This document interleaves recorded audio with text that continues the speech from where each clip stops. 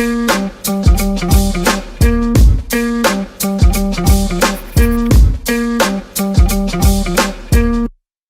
everybody, and welcome back to the Beauty Inspires Beauty podcast. I'm your host, Jessica Bergio, and I'm super excited today to talk about something that has kind of scared me for the longest time, which is money. And why is that? I do know now, but I think if this is something that triggers you as well, finances, savings, budgets, all the things, then you're going to want to tune in. Today, our special guest is Lisa Seery. She is with us, and she helps women transform their finances. So enough said, I knew I had to have you on the podcast. Thanks for joining us today. Hi, Jessica. I'm so happy to be here. Thanks for having me. Absolutely. I know you're a busy woman because, well, time is money and time is something we usually can't get back. So I'm going to jump straight in because I have a ton of questions for you. And I know my people do too. My people meaning the beauty professionals. This industry is one of many businesses like this where we're busy, we're slow. We have ebbs and flows in the business like anything, but it's one of those businesses, if you don't work, you don't make money. So being someone that never really knew that there was an option besides trading time for money, the idea of saving and investing and all of that stuff has kind of overwhelmed me because this industry wasn't something that was so like, I knew what I was going to make every week. So therefore I could plan for the future. So just jumping right in, if someone is at the age that I'm at, which is 40, is investing something that we need to look into as far as like what our goals and plans are for the future, or how does someone get to start investing?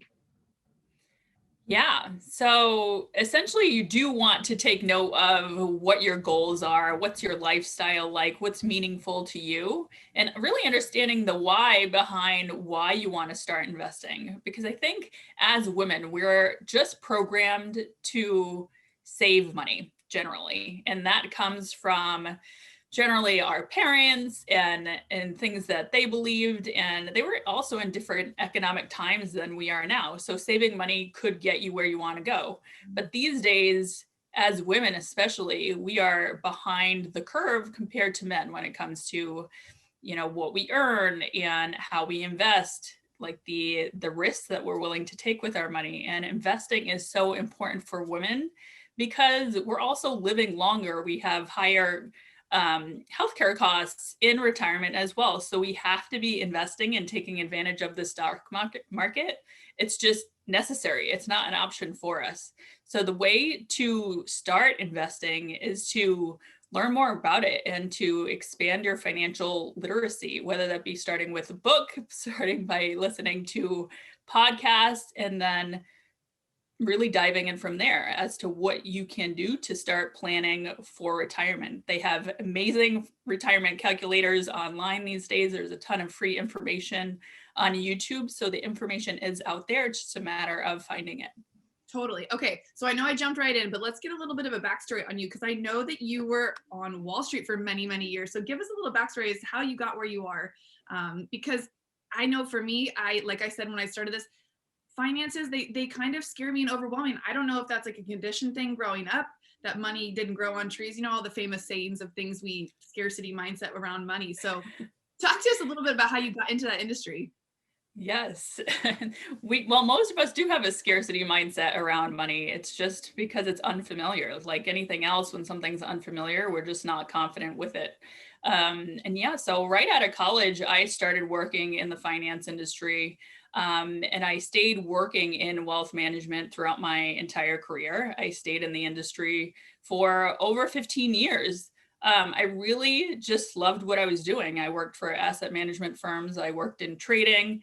And then before I started my own business, I was working for a financial technology company and working on the back end of that side of the business, where our clients were utilizing our financial tools in order to help grow their business. So financial technology is super interesting, and that was really fun. But essentially, my company was growing really, really fast. And I was at a place where I was like, I'm 39. What's coming up for me next? And I had been like in the male dominated industry for so long, in the hustle, I was a bit burnt out. And also that I didn't really want to keep helping the top financial institutions in the world make more money. I wanted to help women make money. And so I was really started to think about how I could do that and really impact women's lives and help women. Geez, well, thank God for people like you that are paying attention to people who are like me, who maybe haven't paid enough attention to our finances and money to get us where we want to go. I think if you weren't lucky enough to be talked to about this when you were growing up, or have these be really put in the front of your mind when you're going into business, that was one of the main things that pushed me into wanting to coach beauty professionals, was because there is so much money to be made in this industry, and so many people can make easily six figures. But if you were to ask them where their money was going, 9 times out of 10, they spend it before they make it. And secondly, the word budget, it's not so much that they're scared of the word budget, but it's like the pushback I get is, how do you budget when you don't quite know what you're going to make for the month or the week? And so going through doing numbers, if someone is completely overwhelmed with their books, their numbers, and they're running their own business, because most of us are basically like independent entrepreneurs, where would someone even get started if they're trying to get a hold of their finances and figure out what's coming in versus what's going out?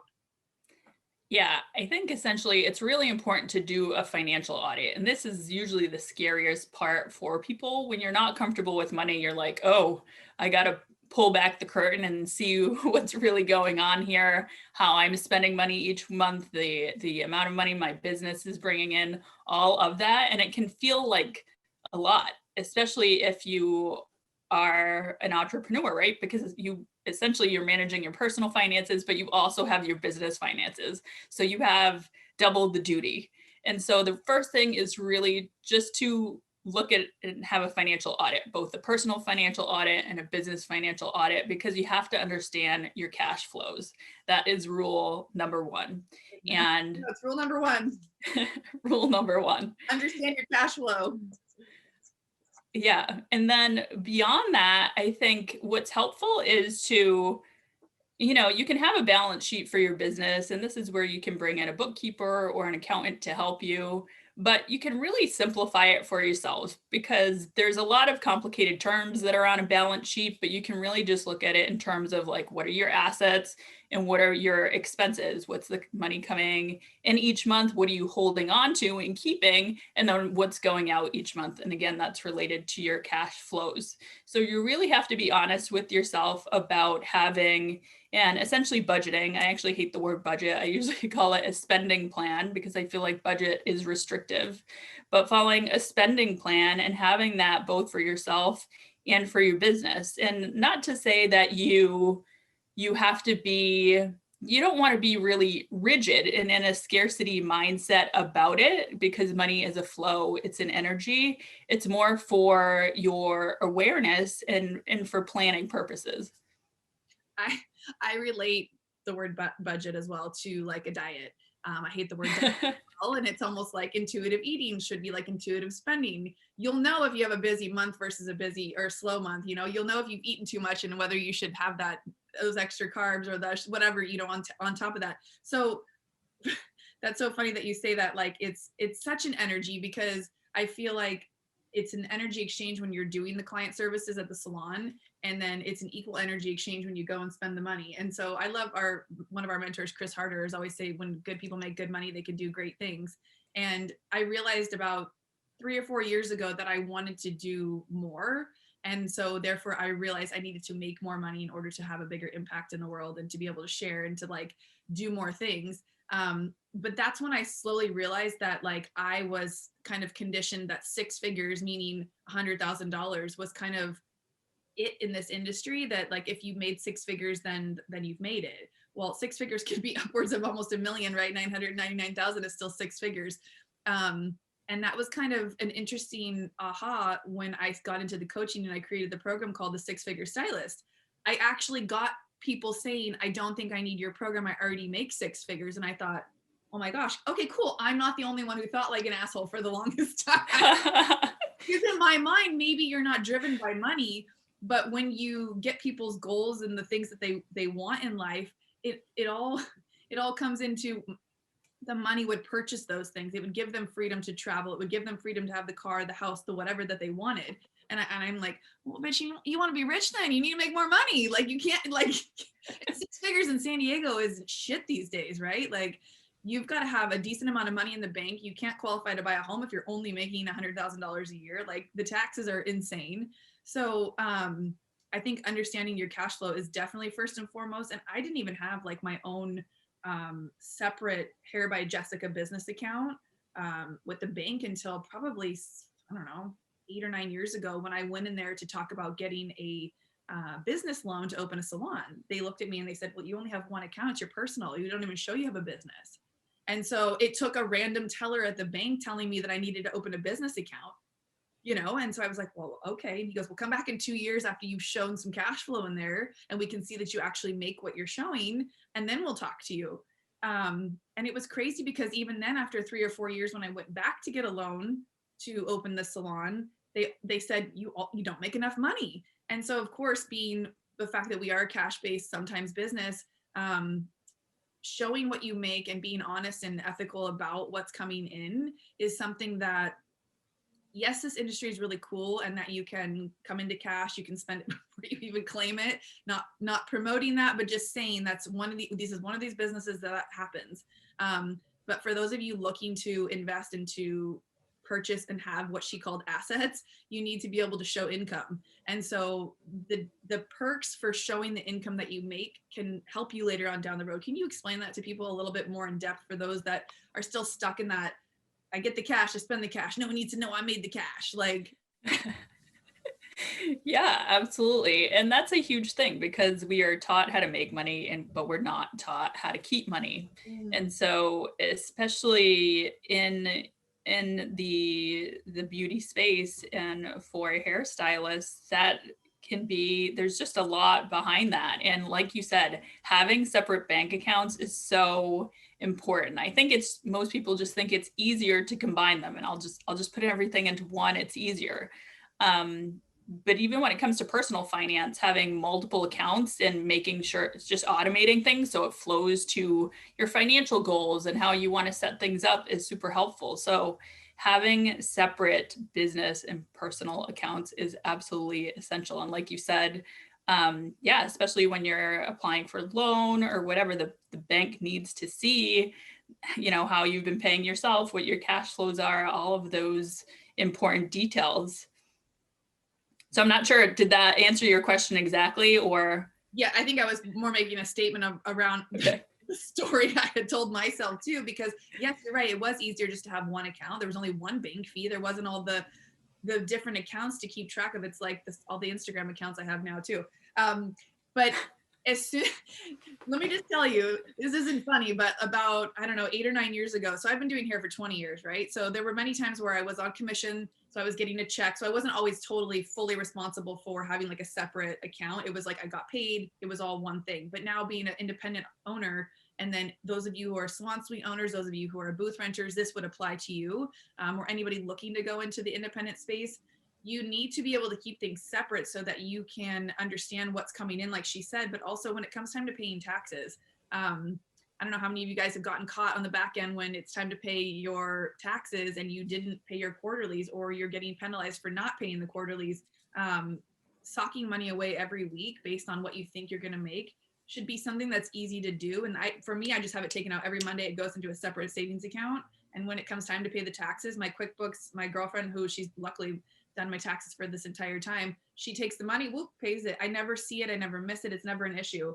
And automating that has been 1,000% a lifesaver. I don't stress about it anymore.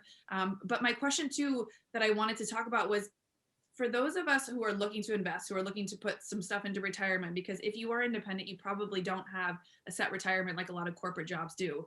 I pay out of pocket for health insurance, and it was hard for me to determine what percentage needed to go into a retirement account. And then with all of the things you can invest in now, people doing the trading on their phone. My one girlfriend, she's like into stocks. She's like, you need to do this and you need to do that. And I'm like, where did you learn this? She's like, YouTube. I get that that's where we get a lot of information, but it scares me to be like, oh, I'm just going to get a Charles Schwab account, start throwing money at this, and I don't know what I'm doing. So if you have any debt, are you still encouraged to put something away into retirement, or how do you see fit for doing something like that? Yeah, I think that investing is always important, whether you have debt or not. High interest debt, obviously that's when you really have to say, okay, well, how much a high interest debt do I have? Because paying that off is going to be your top priority, because the average stock market return annually for the past century has been 10% per year. But we can't base what's going to happen in the future on history. We can only get an idea from that. So 10% return versus if you have a credit card where you're paying 20% interest, obviously you're not going to make that up in the stock market, right? So that's a matter of just thinking a bit about that. But when you have those low interest debts, like a car loan or a mortgage, like putting extra money towards that doesn't always make sense when you're like, okay, well, I'm behind for retirement planning. So, okay, let me figure out how much I want to put towards my retirement. And this is where a retirement calculator is extremely helpful.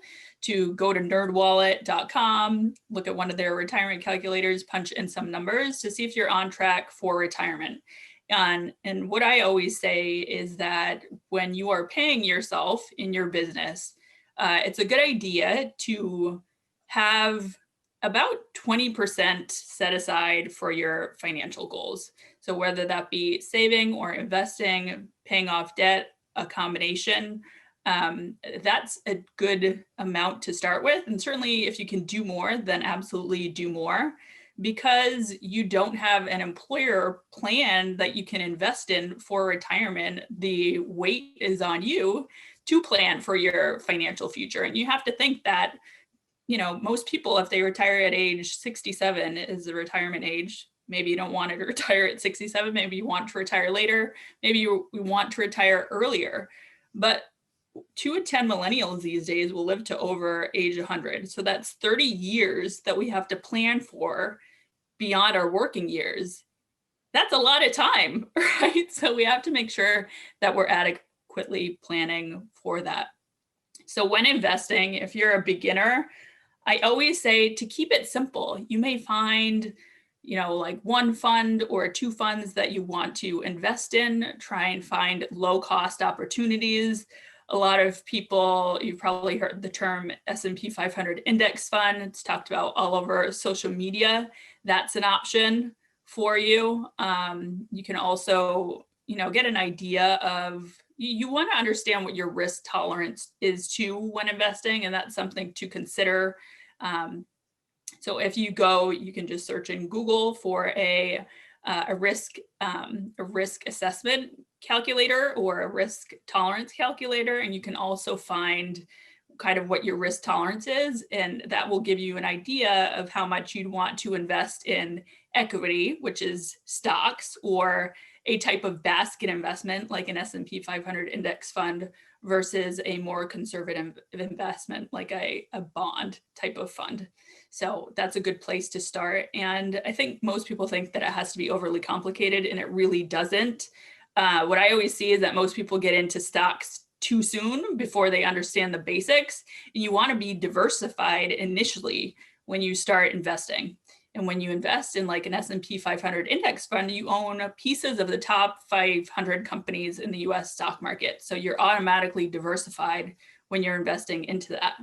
I always say that stock investing, I like to think of investing like as a cupcake. Your foundation, your cake layer is those index funds or those basket investments where you have the built-in diversification. The second layer is more, not the second layer, the frosting is more like stocks, where you really only, once you're diversified, then you maybe want to have, you know, whatever's comfortable for you. Every person is different. Maybe you want to have 5% of your portfolio in stocks. Maybe you're comfortable having like 15% of your portfolio in stocks. It depends on the person. So you can start dabbling in stocks at that point based on good companies that you're interested in.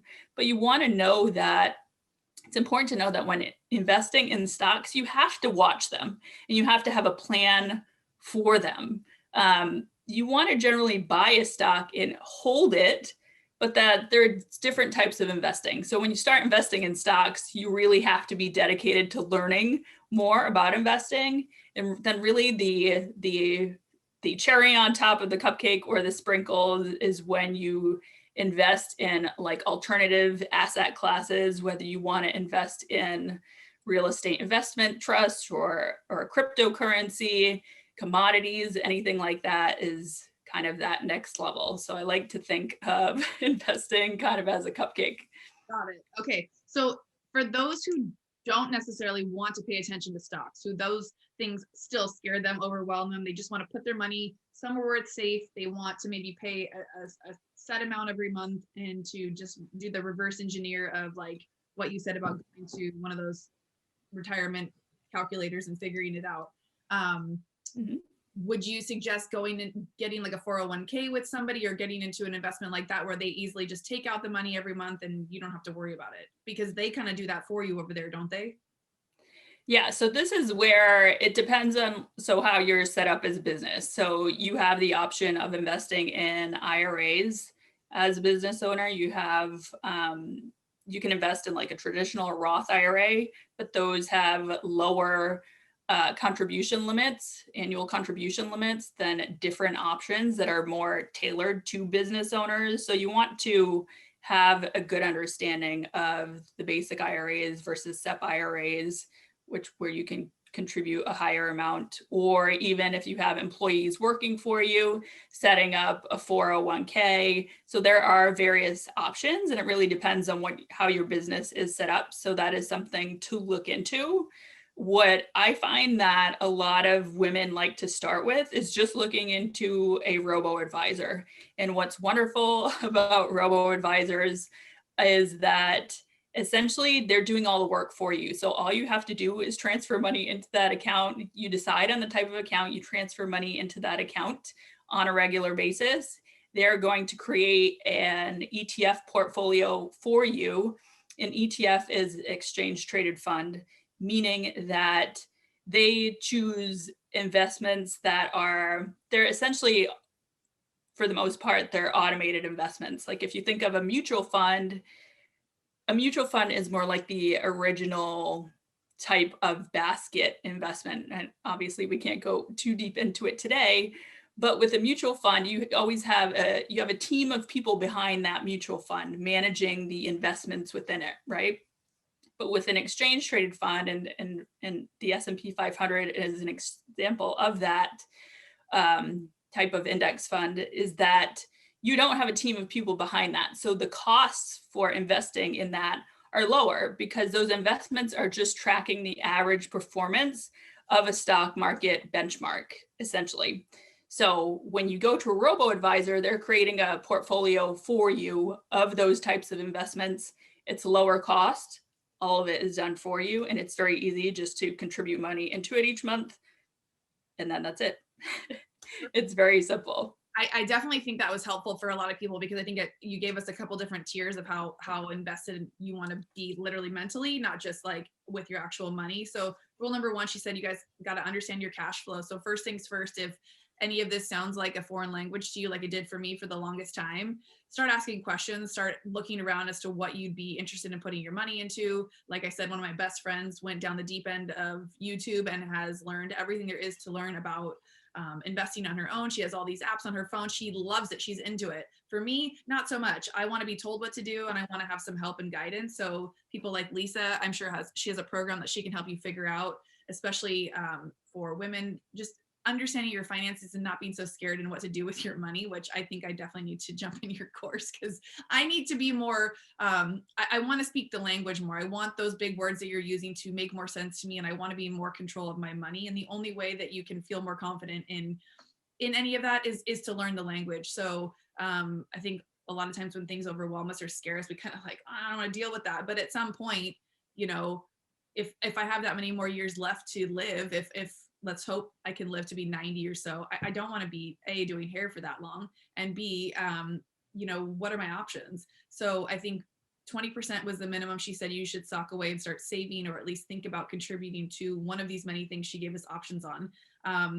If we follow you on social media, will we learn some, I know you're into woo-woo spiritual too and manifestation. Do you want to touch on that a little bit too? Because that's one of the things I think attracted me to you so much is your reels are hilarious and funny. And just like the way you talk about money, you're like, bullshit. Thank you. I appreciate that. Yes, I do embody the woo side of finance too.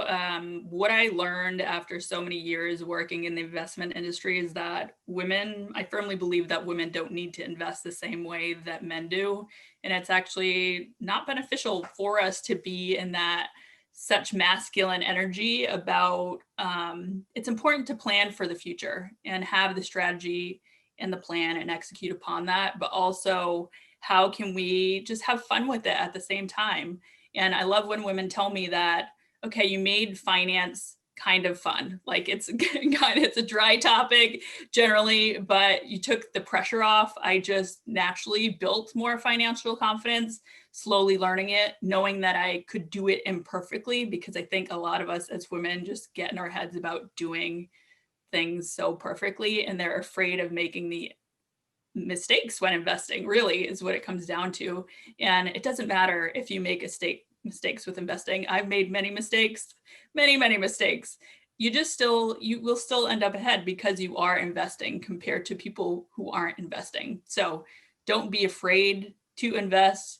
The terminology can be a little overwhelming at first in the especially in like with Wall Street lingo, there's like 7 terms that always mean the same thing, and I think that's what was most overwhelming for me in the beginning. So just know that it doesn't have to be as complicated as you think it is. You can simplify it quite a bit.